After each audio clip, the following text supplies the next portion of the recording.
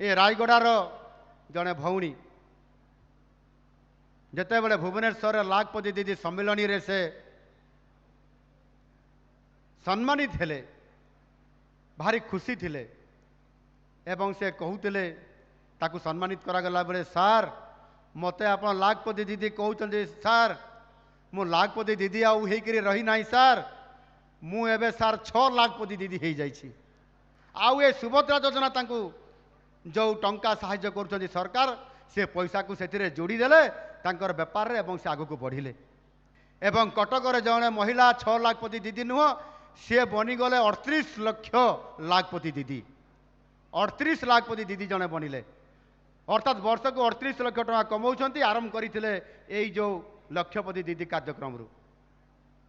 सी उद्योगी होगापाई जाउछंती ताकर उद्यम आज केते महान आमे समर्थन दउछु सरकार आपण मानकर पाखरे छिड़ा होइछंती आपण को आगो को जीवा पाई पड़िबो।